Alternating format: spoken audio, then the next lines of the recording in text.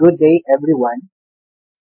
After ng inyong successful registration kay CIC, Stage 1, mag-proceed kayo dito sa Stage 2, which is Testing and Validation. And then, prerequisite is kailangan nyong umattend ng technical training para matutunan kung paano mag-prepare at mag-submit ng data kay CIC. So, a few reminders lang before tayo mag-proceed. Questions will be entertained during the breakout room or one-on-one session. And then second, ensure that your batch access credentials is active and have prepared at least 25 borrowers' data with their corresponding 25 loan contracts. Kasi ang goal natin for today's technical training is to prepare, submit, and upload at least the first month of test data consisting of a minimum of 50 records. Under Stage 2, Testing and Validation, ang timeline natin to complete this stage is 30 working days. Ang purpose ng Testing and Validation is i-map natin yung inyong data based sa format ni CIC. This will determine the following: availability and quality ng inyong isasubmit na data. Second is yung inyong capacity to submit kay CIC consistently, monthly yan, and securely. Third is to verify that data submitted and inquired are the same as reflected or displayed in the generated sample credit reports. So, bawal ang mag-submit ng inaccurate or incomplete or erroneous na data.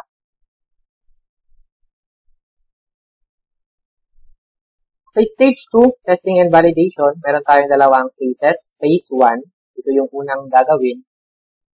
Submission of 3 consecutive months of test data. So, ang gagawa nito, yung magtatrabaho ay yung inassign ninyong batch operator doon sa covered entity portal.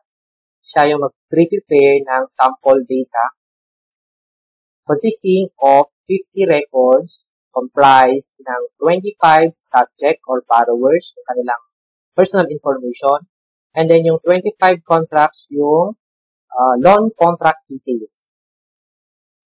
Third, the same set of borrowers shall be used for 3 months, meaning yung ginamit natin for the month of January 2024 na test data, yung mga subjects, sila din yung gagamitin natin for February, second month, and then March 2024, yung third month. Meaning, yung second month, yung movement na lang ng contracts or payment ang gagalawin. I-update na lang sa second and third. 1 file per month, so 3 files in total.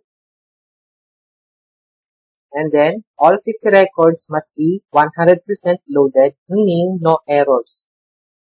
So, 100% dapat na loaded sa database. Para pagdating ninyo sa actual live data submission, wala nang errors.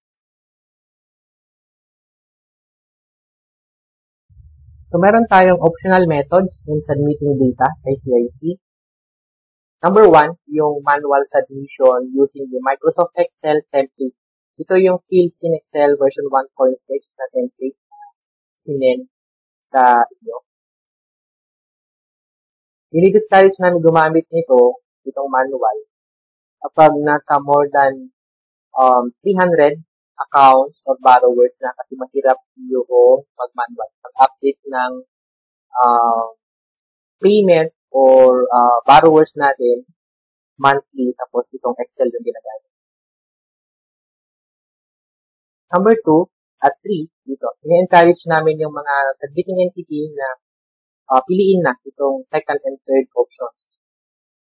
Sa second, if meron na kayong existing na loan database system na in-house, pwede nyong i-consult yung developer kung sino gumawa ng inyong system para i-automate yung pag-submit ng database sa format ni CIC. Number 3, meron tayong mga service providers offering a system or program specifically designed for data submission. For the cooperative sector, merong si Co-op.NATCO, nag-offer siya ng system. For the microfinancing institutions, si MIDAS nag-offer din ng services na ganito. And then may mga other players din tayo or new players na nag-provide ng services.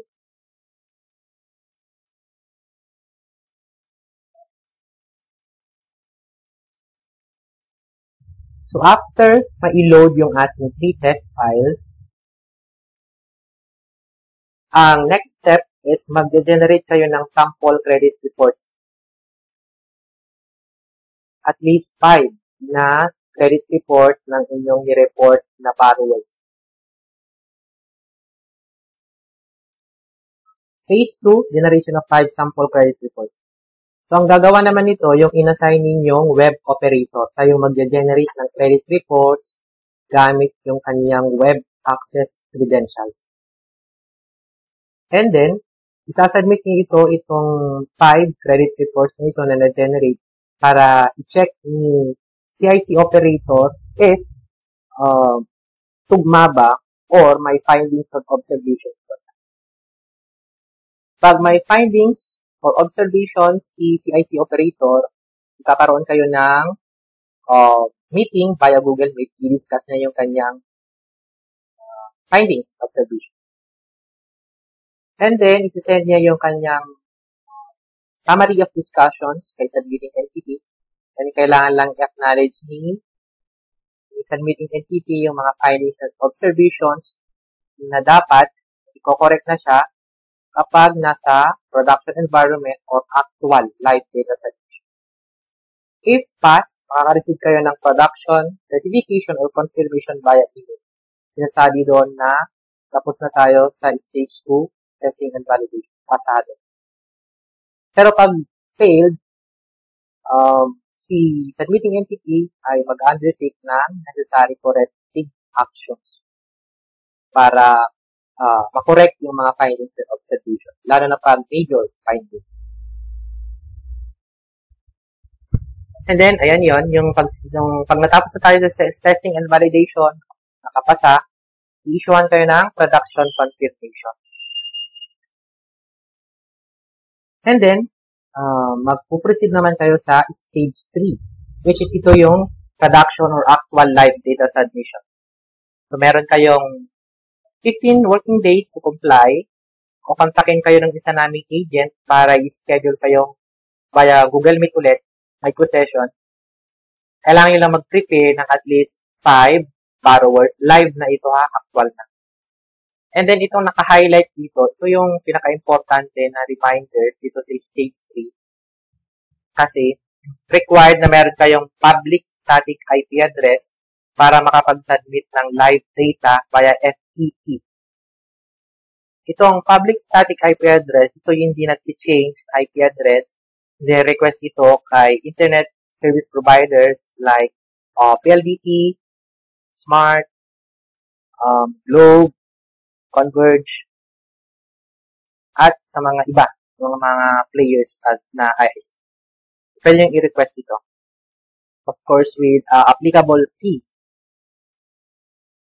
And then, after nating matapos itong stage 3, successful yung sinadmit nating live data initial, ang status na ng submitting entity ay SEP or submitting entity in production. So, monthly na kayo magsasubmit ng data kay CIC.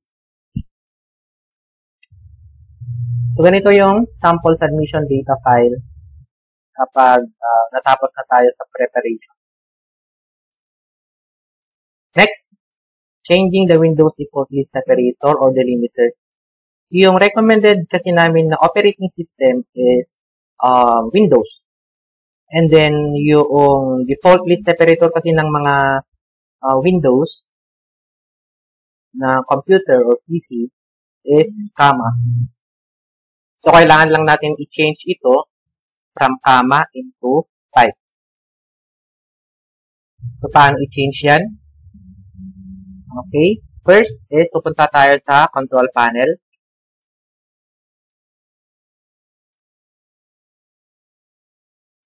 control panel. Next, hanapin natin yung view by, and then select natin yung large icons. Ayan, large icons. And then next, hanapin natin yung region. Yung region, iyon yung may icon ng Earth at clock. Ito yun. Hanapin mo yung region, tsaka mo i-click. And then, pindutin mo ang additional settings. And then, hanapin mo ang list separator. Sa Windows kasi, default ka na comma. So, i-change natin from comma into pipe. So, nasaan yung pipe?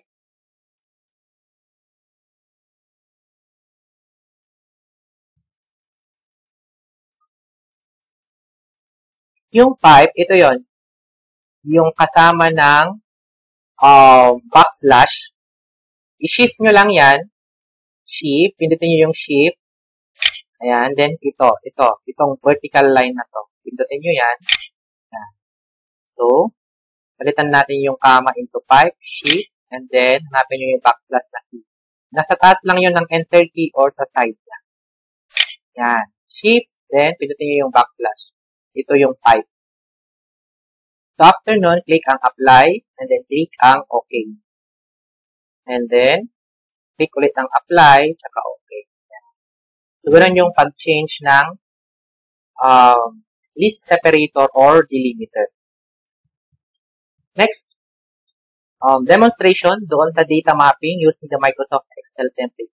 Ito yung option 1. Magmamanual tayo ng subdivision, yung pag-prepare ng data using the Microsoft Excel template. So, ang requirements is 3 consecutive months of test data. So, ang first month natin is October. Ayan, October. So, 3 consecutive months, mauuna dapat yung pinaka-earlier. So, ang possible na test data ninyo na magkakasunod is itong January 2024 up to December 2024. Pwede yun. Pili lang kayo ng 3 months. 3 consecutive months. Dito sa sample natin is, ang first month ay October 2024. Yan. First record type is header. Isa lang yan, header. And then later on, may footer. Header and footer. Tapos, mapapansin nyo, may mga green yan. Meaning, ito yung mga minimum fields na kailangan may fill up para hindi mag-error yung ating submission file. Okay?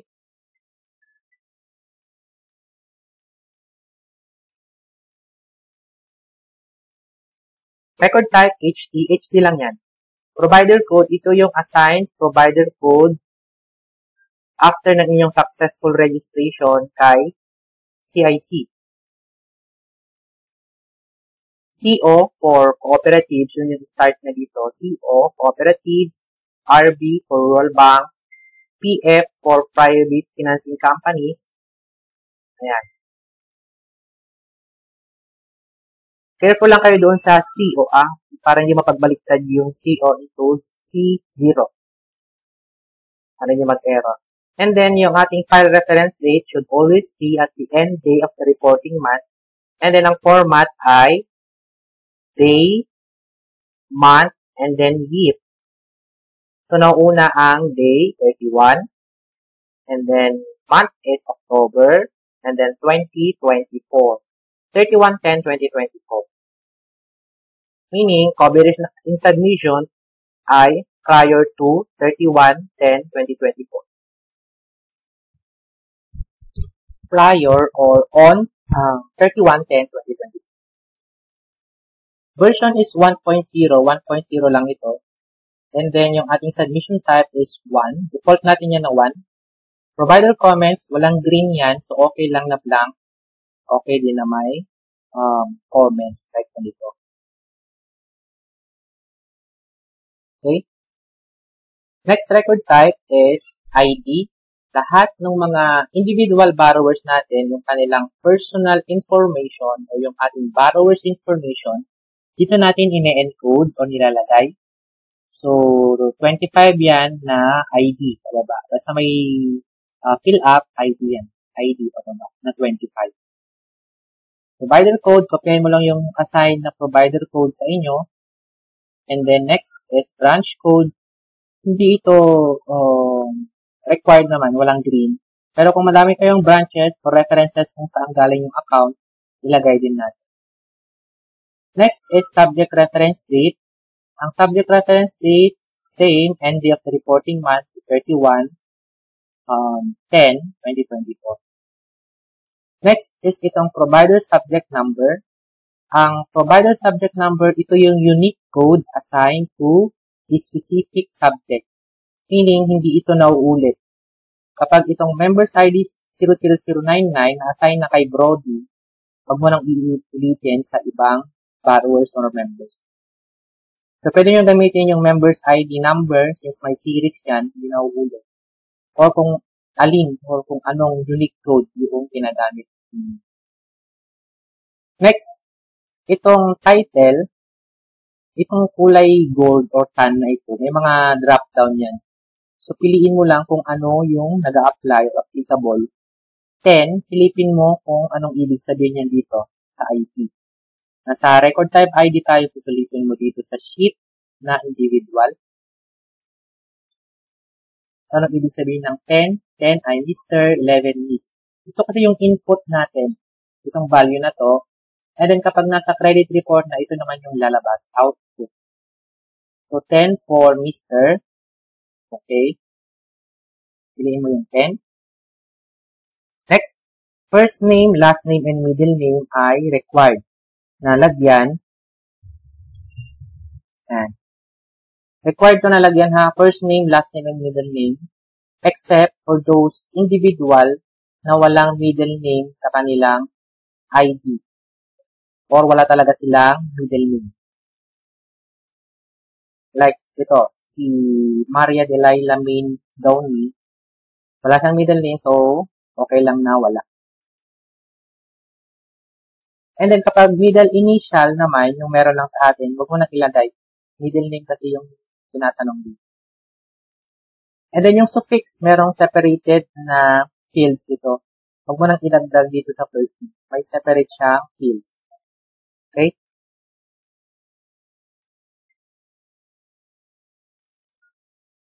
Next, itong previous last name, ginagamit lang natin yan for those female borrowers na nireport natin sila na borrowers pero single pa. And then, later on, napapa-update sila sa atin since may change of marital status from single to married. Doon lang natin ginagamit itong previous last name. Pero pag borrowers na natin sila na married, hindi na natin ito ginagamit. Next, itong gender, dalawa lang ito, gender by birth, either male or female, dalawa lang yan. Next, itong date of birth, so nauuna ang day, and then month, November 14, 1987. November 14, 1987. So, ganyan yung pagsulat. In case yung digits or number nag-start from 1 to 9, idadagdag nyo pa din yung 0. Pag mag-hide yung 0, lagyan nyo lang ng apostrophe or kudlet sa una. So, kasama ang 0 para hindi mag-error yung ating submission file. Okay? Place of birth, country of birth, nationality, resident, pwede nyo i-leave blank yan kung hindi available yung information. Kung available, lagyan nyo ng place of birth. Yan, pansinin nyo lang yung may green. Civil status, 1, 2, 3, 4, piliin nyo lang yung ibig sabihin yan dito sa domain or description, single, married, divorce, widow. Next, number of dependents. If available yung information, ilagay natin. Cars owned, and then yung kanyang spouse details. Yan, ilagay nyo. Next, itong mother's maiden full name, may green lang yan kasi in the absence of IDs, say for example, walang binigay na ID si borrower, required na ibigay natin yung kanyang mother's maiden full name. In the absence of identification documents, IDs, whether primary or secondary IDs, required na ilagay ang mother's maiden full name. Pero kapag may ID si borrower, blank. Pwede yung blank. Okay? Next is father's information. Pwedeng ilagay, pwedeng hindi. Next, address. Sa address, required na dalawa ang ibibigay nating address. Pag isa lang yung address niya, copy and paste. Ganun lang. Dito sa address 1, MI to default. MI yan. MI yan na 25. And then yung full address, dito mo na ilagay yung kanyang address. Full address mo ilagay. Dito kasi sa isang fields, kapag walang postal code yung encode mo dito, error yung submission type. So, dito na lang sa full address and then i-blank mo itong may red mark dito. Full address na maglagay, blank. Ang street number hanggang country. Pati country nga, huwag niyong lagyan ng country. Blank din. Either kasi itong may fill up o ito. Yan. And then, yung number sign, hindi na-accept ng system yon yung number.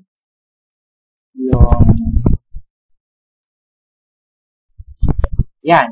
Itong number na to, hindi na-accept ng system. So, ganito na lang yung gagamitin mo. Or, better yet, tanggalin mo na yan, 23, halit mo yak street. Okay? Next.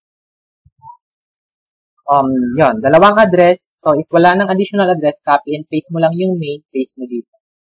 Kahit parehas niyang address 1 at address 2, okay lang. Ang maiba lang itong address 2. AI to. Yan. AI yan. Paroda. AI. Meaning, additional.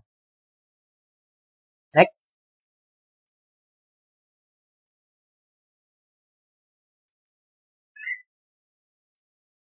Required na magbigay kayo ng ID ni borrower.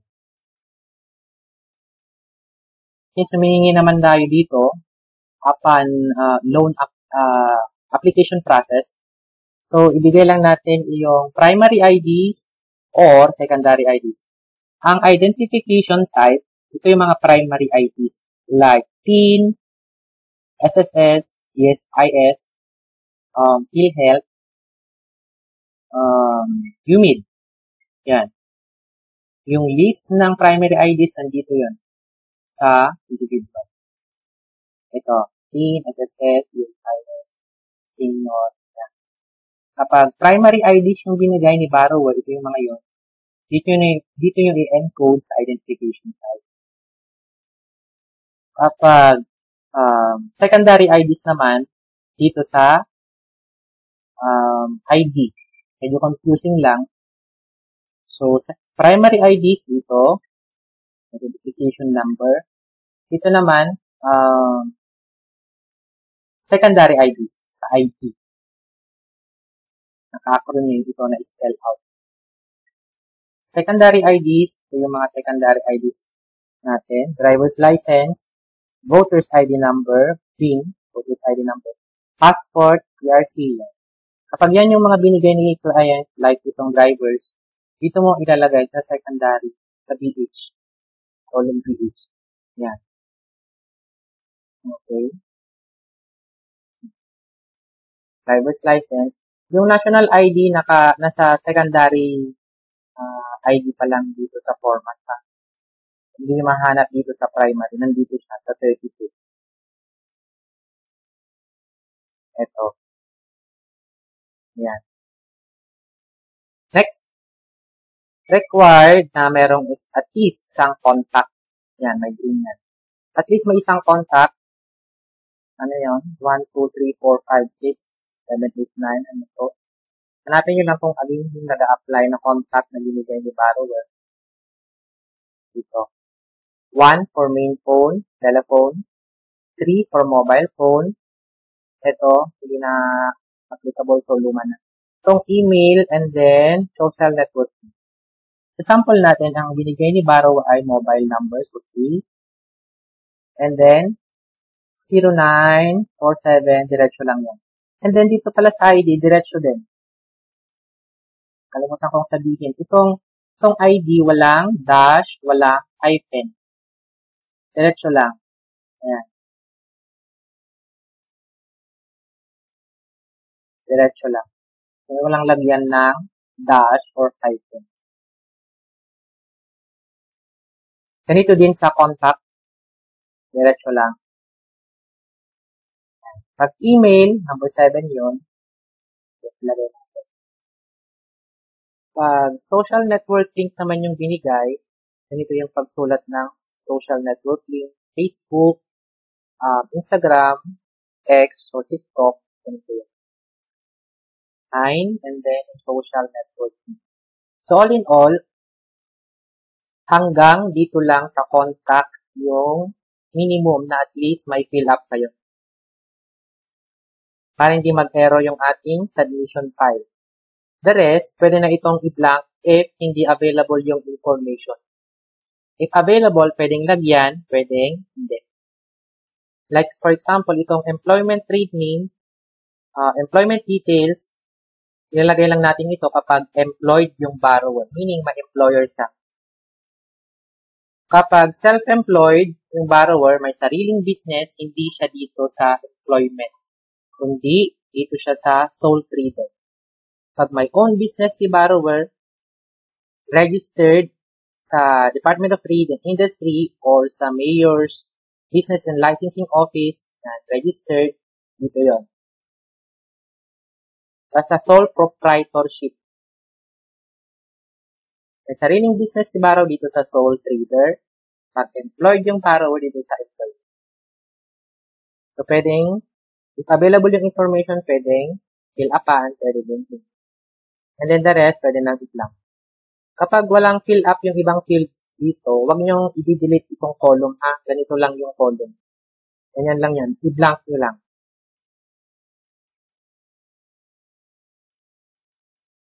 So, ganon yung pag-fill up ng ID record type or yung borrower's information. So, again, hanggang dito lang sa CA yung minimum required na at least may fill up. If wala kayong maibigay na contact number ni borrower, pwede nyo kunin yung contact details ng kanyang families or friends. First options, families or friends. And then pag wala, pwede yung number ni loan officer or account officer na nakakilala sa kanya or alam yung or kilala yung borrower or yung location ng borrower. Okay?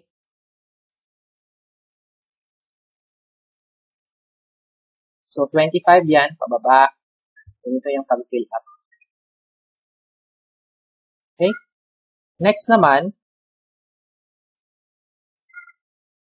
is itong BD record type. Itong BD record type, ginagamit lang natin ito kapag meron tayong borrowers na corporation, cooperatives, private financing, private corporations, or pwede din si local government units na umutang sa atin. Yung mga may separate entity na may legal rights to borrow.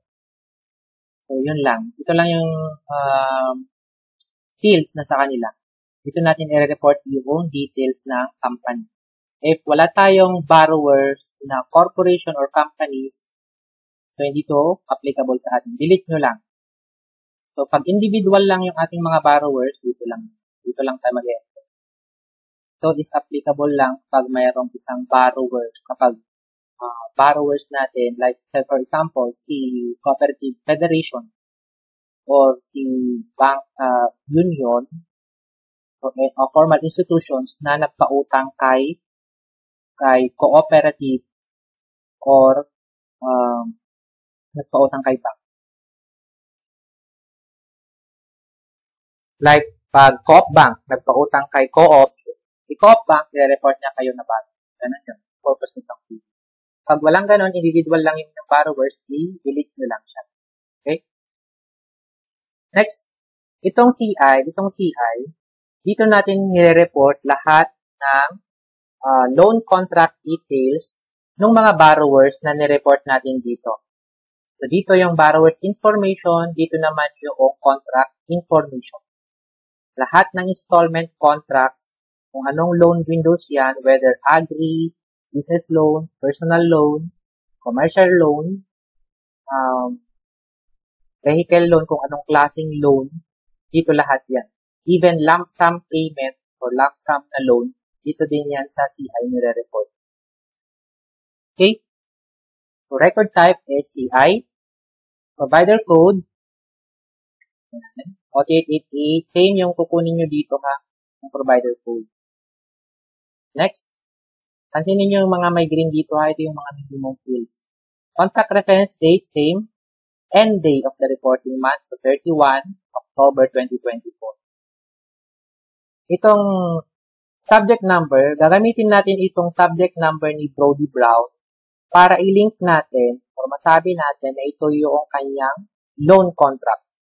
Gagamitin natin yung subject number ni Brody Brown para i-link itong contracts dito.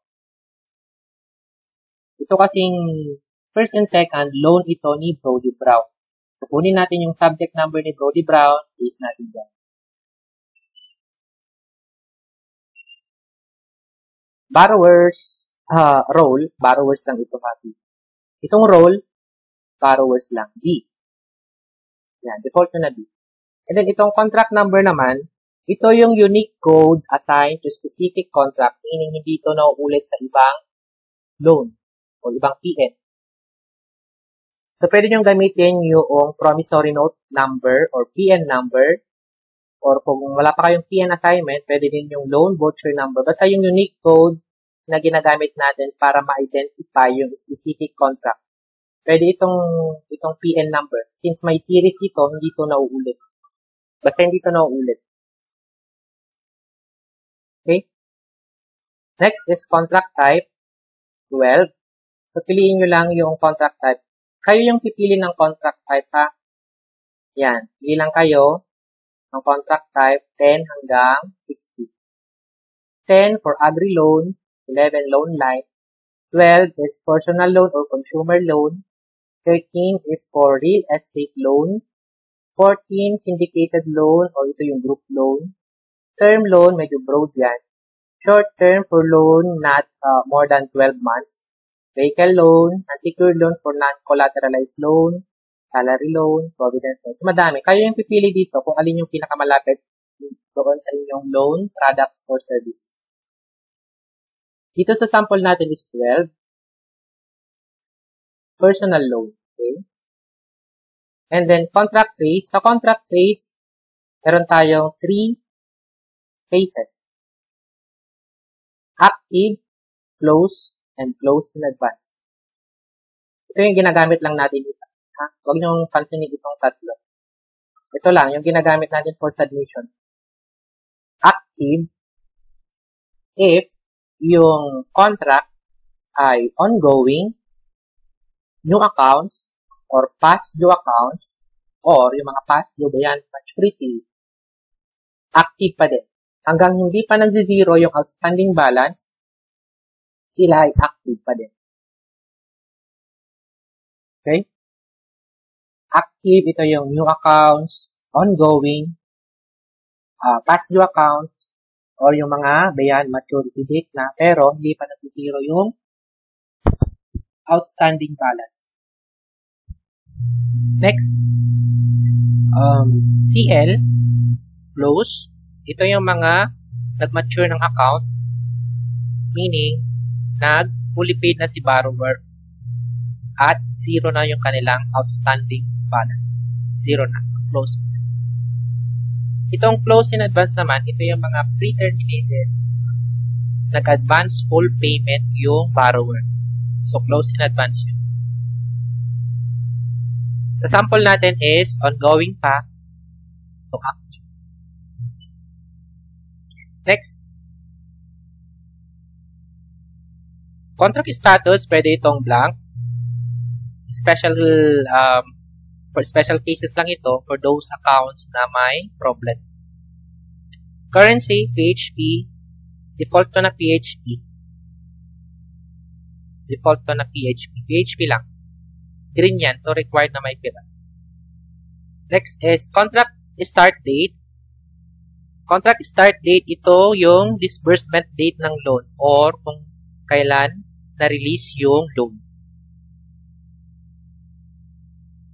So, July 15, 2024. Yan yung pa. Fill up. Contract start date, ito yung disbursement date or kung kailan na-release yung loan. Contract request date, ito naman yung kung kailan nag-apply yung borrower. Nasa loan application form, pero i-blank nyo na lang ito para hindi kayo ma-confuse. Leave it blank na lang. And then next is tong contract and plan date. Ito yung maturity date ng loan. Kung kailan yung maturity date ng loan. Contract and plan date. Next, itong contract and actual date, ilalagyan lang natin yan kapag nag-fully paid na si borrower. Kung kailan huling nagbayad or nag-fully paid si borrower, ilalagyan lang natin yan kapag nag-zero na outstanding balance. At saka yung contract case ay close at close in advance. Ito. Ilalagyan lang na natin ang contract and actual date kapag close na yung account at close in advance. Or kapag nag-fully paid na si borrower. Pag active pa, wag mo munang lagyan ang contract and actual date. Next, last payment date. Tinatanong dito kung kailan yung actual na huling nagbayad si borrower. So, ang reporting natin is as of October 31, 2024. Actual kung kailan nagbayad si borrower ay nung 15. So, huwag kang mag-over dito, huwag kang mag-November kasi error.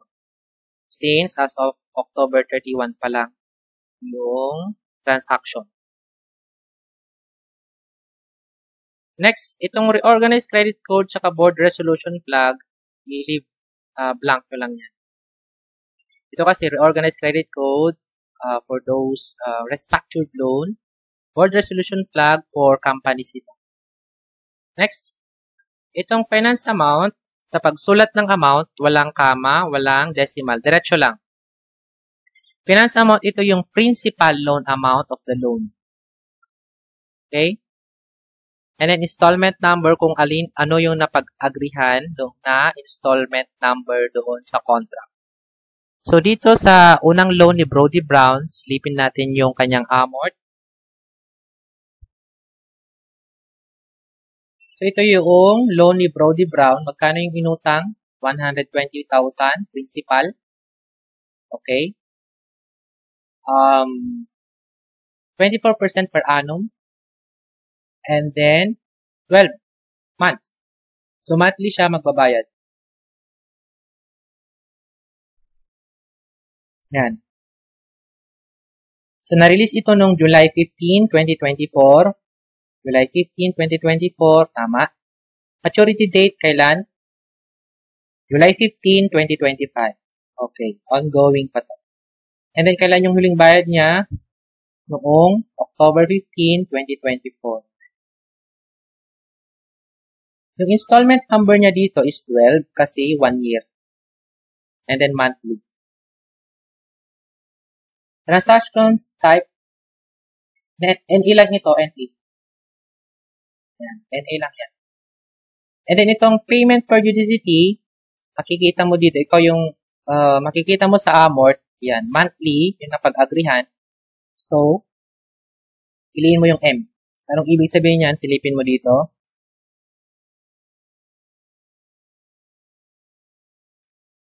So, D for daily installment. W for weekly installment. Fortnight for every 15 days, lalo na sa mga salary loan, fortnight. And then monthly for monthly installment or every 30 days. Q for quarterly. For yearly is itong Y. For lump sum payment or one-time payment, P ang gagamitin natin. Okay? So, dito sa sample sa una is M. Okay? Payment method. Payment method. Sa sample natin sa una is, nag-issue siya ng post-dated check. So, PDC check. cash or check, kung alin yung mode of payment na napag-agrihan. Yan. Sample natin is PDC, so CHQ. If salary loan yan, auto-debit, pwede ito. Others, if via GCash or remittances, pwede yan, others, OTH. Okay? Next, monthly payment amount. So, tinatanong dito yung average monthly payment amount ng loan. Regardless ng payment periodicity. Monthly pa din yung ilalagay mo dito. So, if monthly na yung ating payment periodicity, madali na natin madedetermine since nandito na, present na dyan. So, 11,348. I-round off nyo na siya. 11,348 yung monthly payment amount.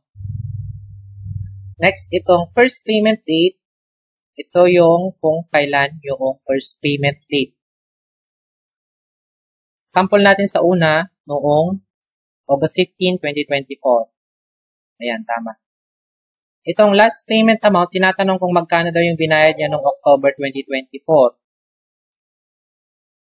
If pinalo niya yung kanyang amortized, so 11,348 din yung naka-issue na PDC. Okay, tama. Itong next payment date, kailan daw yung next installment due? Pwede nyo i-leave blank ito. Leave blank na lang.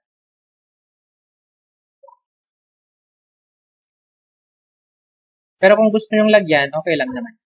Itong outstanding payment number, kung ilan na daw yung natitira out of 12 na installment number, yan, kung ilan na daw yung natitira. And then, plus yung outstanding balance. Ang outstanding balance, inclusive ang interest, or ito yung actual na outstanding balance ni borrower based sa kanyang book or records sa inyo. Kasamang interest, okay? So, dito sa sample natin, ilan na lang natitira? Meron pang 9. Meron pang 9. Okay, 9 installment number. Magkano yung OB niya as of October 31, 2024? Kasamang interest, meron pa siyang 102,125. Okay, tama. Next, itong overdue payments number or overdue payments amount, tinatanong dyan kung may na-miss ba ang installment si borrower or kung magkano yung arrears na hindi niya nababayaran. So, if hindi naman past due yung borrowers, so overdue payments number is 0, huwag yung i-leave lang. Lagyan nyo ng 0 if hindi past due or current naman yung borrower or good yung account. And then, so overdue payments naman kung magkano yung na-miss na payment. Ito kung ilan yung installment na na-miss. Ito kung magkano. Itong overdue days naman, nire-report mo dito yung payment performance ni borrower as of the month, as of the reporting month. So, ano tong mga N0 hanggang 6 dito? Silipit mo dito. N for too new to be rated or not available, meaning newly released yung account, under grace period siya, should end. Or, say for example, lump sum, yung term. Sa lump sum 6 months, so yung first 5 months, naka-end yan, not available pa. Hindi pa natin ma-determine kung magbabayad ba si borrower. Pag nagbayad si borrower o current, 0 ang ilalagay natin. Ayan, 0. Paid as agreed. Ito yung magpapakita sa kanyang credit report. Paid as agreed. Or current. So, yan. If hindi past due yung borrower, malinis, nagbabayad siya, overdue is 0. Yan. Overdue payments amount is 0 din. 0 sa overdue. Yan. Okay?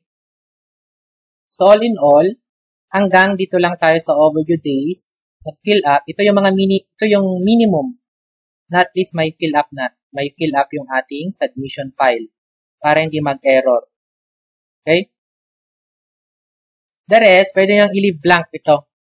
Itong good time applicable for leasing companies. Ito naman, for those may guarantor or may sureties agreement. Yan.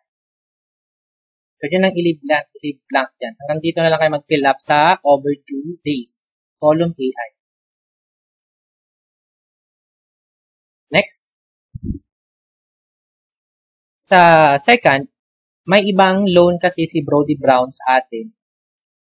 Meron siyang na-avail na ito yung unang loan niya. Yung diniscuss ko kanina yung pangalawa. So, mayroon siyang dalawang loan window na na-avail. Ang gagawin mo dyan, magdagdag ka lang ng CI. So, once mo i-report si Brody Brown sa ID, once lang, dito sa CI, kahit ilang loan windows yung na-avail niya, magdagdag ka lang ng CI. Dito, once natin i-report sa ID, then dalawa sa CI. Since dalawa yung kanyang na-avail na loan. Okay? Itong first loan ni Brody Brown ay, ito, 22. Business loan. Meron siyang na-avail na business loan. So, 22. Pa-active. Ang pagkakaiba lang dito is naka-weekly. Kailan na-release yan? Noong July 3. Ito yon. July 3, 2024, magkano yung inutang? 200,000. Principal. Okay. And then, installment number is 24. Kasi ito, na-release noong July 3, 2024, maturity sa December 12, 2024, 6 months. And then, weeklyhan, yung pagbabayad. So, 24 weeks, kaya 24. Itong installment number kasi nagbe-base doon sa amortization schedule. 24 weeks. Ayan, 24 weeks. Maturity date, December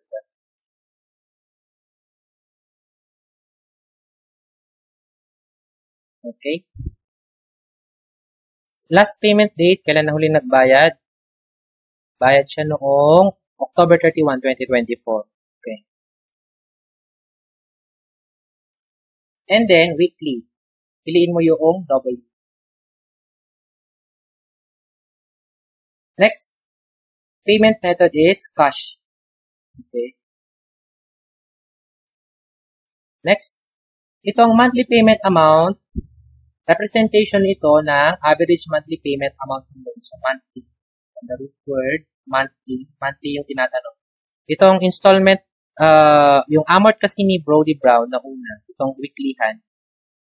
Weekly. So, kukunin natin yung average na payment ni Brody Brown per month. So, yung paano kunin yan? Kunin mo yung isang due niya per week divided by 7 and then multiplied by 30 days. Ayan. Ito yung pinaka-accurate na pag-compute ng monthly payment amount. Or, pwede mo rin i-multiply by 4 para makuha mo yung monthly payment amount. Dito is 38,571, yung monthly. Monthly.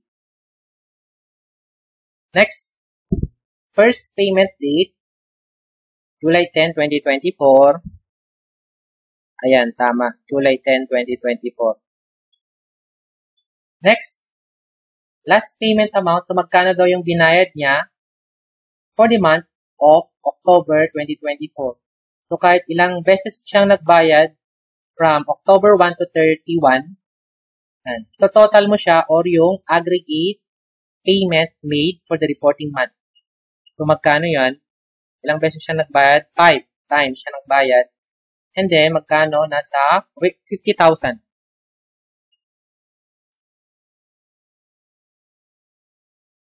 October, nasa 45,000. Nasa 45,000. Ayan, tama. Itong next payment date, ganyan na yan, date blank na lang. Outstanding payment number out of 24 installment, magkano na lang daw yung natitira? Meron pang 6. Okay. Then yung OB niya, inclusive ang interest, magkano? 54,000. And then, good naman kung si Brody Brown. So, 0 ang overdue. Wala siyang overdue payments number. Wala siyang na-miss na payment. Overdue payments amount is 0. And then, overdue days, paid as agreed, 0. Ayan, 0. Next, sa third, na sample natin ng CI, ito naman ay lump sum. Loan ito ni Guinevere Brown. So, lump sum yan. So, kunin natin yung provider subject number ni Guinevere. Lagay natin dito para malink. And then, yung provider contract number, contract type. Ano itong contract type? Guinevere agree. Meron siyang nakuhang agree loan, lump sum. Ayan, ito yung loan niya. Kailan na-disburse? Na-disburse to noong newly opened to. October 23, 2024. Na-release noong October 23, 2024. Lump sum payment for 6 months. Maturity date ay April 23, 2025. Okay. Yan, 6 months lump sum. Last payment date, hindi naman nagbayad si Guinevere kasi nasa under grace period, so blank yan. Nagbayad. So, finance amount is, pagkano? 50,000. Principal. Installment is 1 lang. Kasi one-time payment. Installment number is 1. And then, payment periodicity, hanapin natin yung P or one-time payment. Tatag natin na P or one-time payment. Ito yon, single payment. Next, ang monthly payment amount, average ulit. So, itong principal plus interest, 57,500 divided by 6 months. So, ang monthly payment amount ng loan ay 9,584.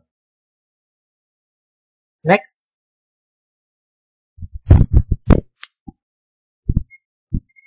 so, first payment date is sa April 23, 2025. Yan, tama. And then, last payment amount, since wala pa namang bayad si Guinevere, so 0. Huwag niyong i-leave blank. Lagyan mo ng 0. Itong mga may green na mga amount.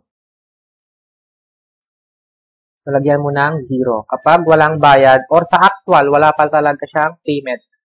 Hindi pa siya nagbayad. Next, outstanding payment number is 1. And then, outstanding balance is principal plus interest, 57,500.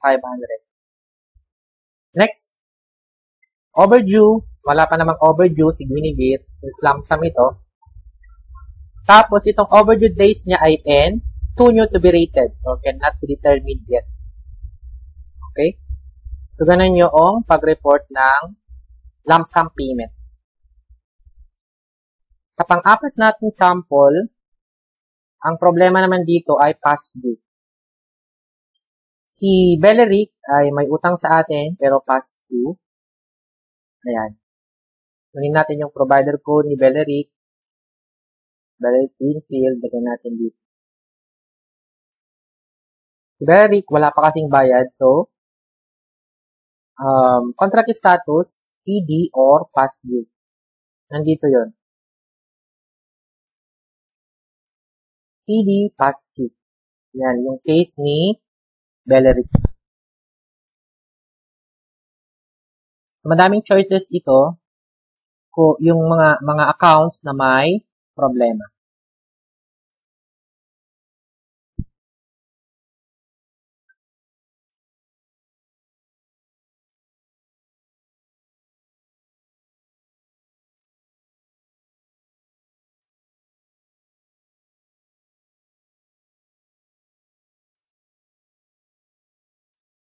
So, ito yung loan ni Belleric, 600,000.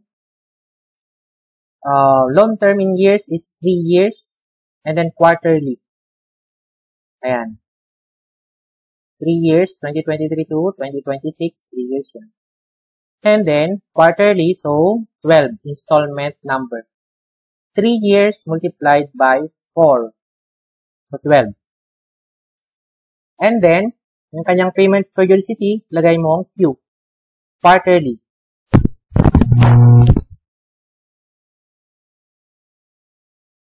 Tapos, yung monthly payment amount, representation ito ng average monthly payment amount ng loan.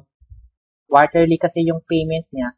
So, yung isang due niya, multiplied by 3 months. So, 21,934 yung kanyang monthly payment. First payment date, supposedly, noong April 20, 2024. Since may grace period siyang 6 months. Pero wala pang binayad. 0. Hindi nagbayad. So, noong October 20, 2024, wala ring bayad si Bellery. Wala pa siyang binayad, yung isa. So, 0 yan. And then, yung outstanding payment number niya, out of 12 installment number, wala pang binayad. So, 12 pa din yung natitira. Outstanding balance, inclusive ang interest and other charges, the same, walang nabago. 789,597. Yan pa din. Walang nabawas. Tapos, i-report natin yung overdue payments number niya and then overdue payments amount. So, yung natapos na installment na ay 3. Ito. 3 beses nang ginagbayad si Bellery. So, 3 installment. And then, magkano? Yung isang due niya, i-multiply mo lang by 3. Ayan. Kano? Nasa 197,400. Ayan. If may computation na ng penalty, kasama din yan sa kanyang overdue payments amount. Next, ito namang overdue days. Ito yung count ng days of delay. So, based dito sa ating overdue days domain, ayan. So, bilangin natin kung ilang days ng past due si Bellery. So, April 20 to July, 3 months, 20 days. And then, as of October 31, 2020 for another 90 days. So, nasa 180 days na siyang delay. Ang ilalagay nating number ay 4. Nandito yon. Lagyan natin ng 4. Ayan, tama. Okay? So, yan yung pag-report sa mga past due accounts.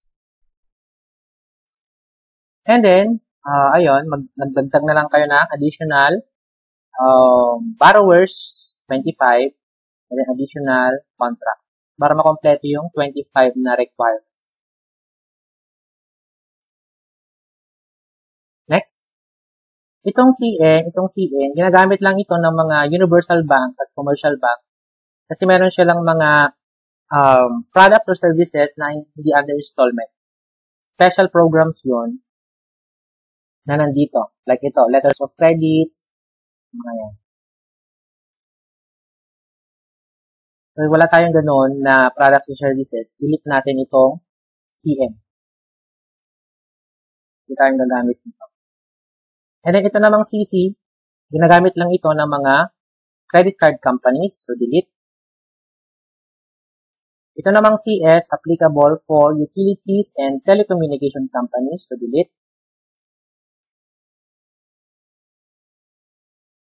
Itong NE, special reporting ito ng mga borrowers na may nagka-problema sa payment at may legal grounds na sa kanilang status. Like ito. Pag namatay yung borrower or untraceable, pwede mong i-report sa negative event.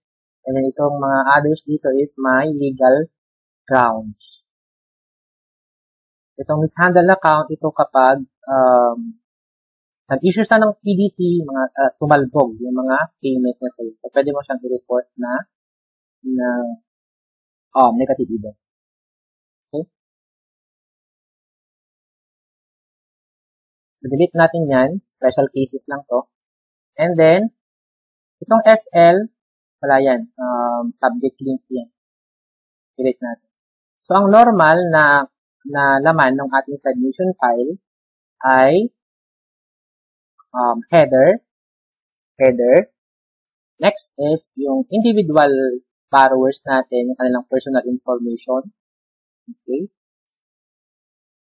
And then, yung kanilang loan details or yung contract details plus yung footer. Itong BD, naka-add lang yan kasi assuming na may borrower akong corporation or company. Ito lagay yung normal, HD, ID, CI, and then footer. Okay? Sa footer, file reference date is the same, 31/10/2024. And then, yung number of records, ito yung number of records in between header and footer. Ayan. Ilan daw yung number of individual? Ilan to? 5 plus 1, 6. And then, 6 na CI record type. So, bali, 12.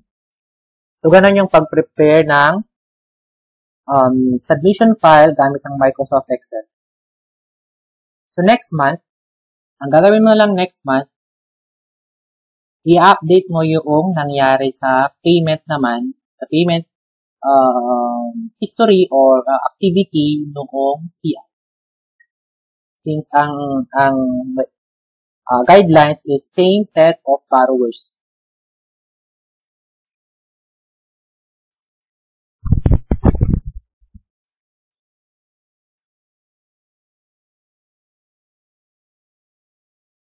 So, sa November, sa month ng November,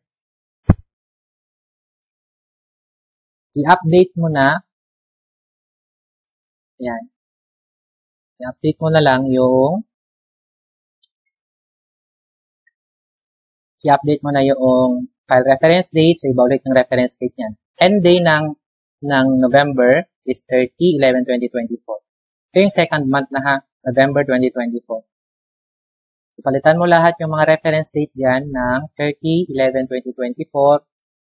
And then, ang mangyayari dyan, i-update mo kung may bayad ba noong November 1 to 30. Yan. So, may mga nagbayad noong November, lagay mo yung last payment date. Yan. And then, i-update mo din yung kung ilan na lang yung natitirang outstanding payment number at outstanding balance. Dito, nabawasan ng isa, 9 dati yan. So, as of November 30, 2024, meron pa siyang 8. May 8. And then, yung OB niya na 90,778. Yan. Update mo na lang yung outstanding payment number, outstanding balance, and then tagging ng overdue days. Kung nagbayad ba noong November. Ganyan. I-update natin. Yung isang loan ni Brody, meron na siyang natitirang 2. Out of 24.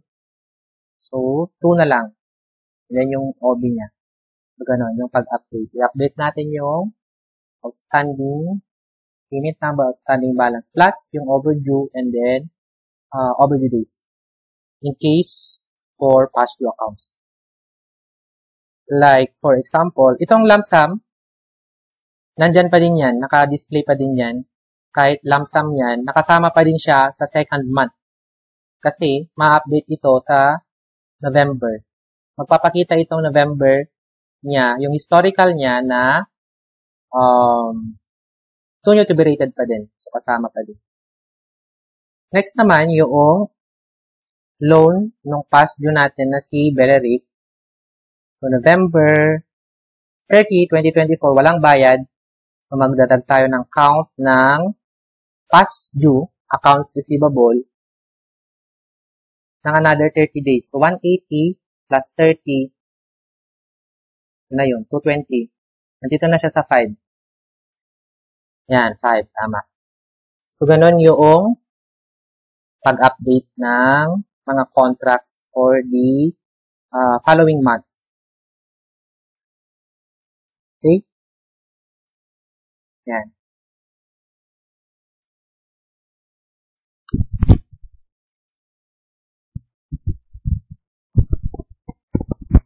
Sa third month naman, sa last month, meron na kasi tayong magmamature na account doon. Yung loan ni Brody na isa. So, December 2024, so, end day ng December, ito yung last month natin na December 31, 2024. Lahat yan. So, nangyari dito nung December, may na-close tayong isa, yung loan ni Brody Brown na isa.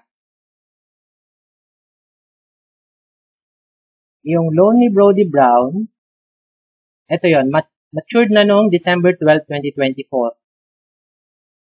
So, ang gagawin natin, close natin yung contract niya, CL, and then yung contract and actual date, yan, ito kung kailan huling nagbayad or yung actual na fully paid si borrower. Yan. I-fill-upan lang natin ang contract and actual date kapag nag-full payment na si borrower, 0 ang OB, tsaka yung contract phase ay close. Okay? So, sa pag-close ng account, wala na dapat natitirang outstanding payment number at outstanding balance. 0 na dapat po. Para ma-close mo yung account, 0 ang outstanding payment number, 0 ang outstanding balance. Kasi nga, close na. And then, ilagay mo din yung kung magkano yung huling binayad niyang aggregate payment made. Ano to? 18,000. Tama. Ayan. Itong mga monthly payment amount, pag mag-close ka, ganyan lang yan. Huwag mong gagalawin. Same pa din. Ang magsi-zero lang dito, itong outstanding payment number, outstanding balance, overdue payments number, tsaka overdue payments amount. 0 yan kasi wala nang natitirang obligation si borrower. 0 din, meaning paid as agreed itong overdue dues. Yan. So, ganun yung pag-close ng account. Next naman, itong isa, meron tayong close in advance. Yung loan ni Guinevere na lump sum,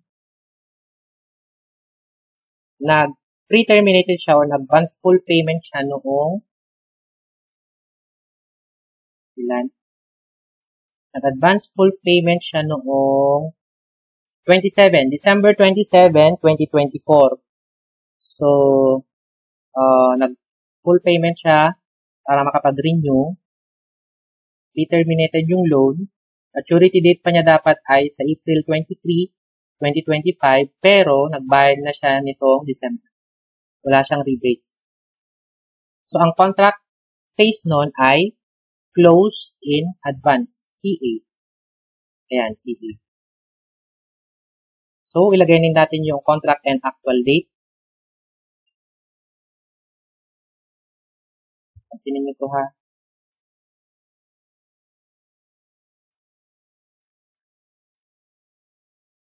So, sa pag-close in advance din, 0 dapat ang outstanding payment number, outstanding balance, tsaka mga overdues. 0 yan. And then, ilagay mo dito kung magkano yung binayad niya. Break even ba doon sa principal plus interest? Tama, 57,500. 0 na siya. And then, itag mo na din siya na paid as agreed. Yan. So, itong mga close at close in advance na mga contract phase, by January 2025, hindi na sila kasama since close na or close in advance. 0 na yung OB. So, ganun yung pag-prepare ng 3 consecutive months of test data. Yung next steps and procedures dito, i-discuss na siya during the breakout room session. Okay? So, thank you.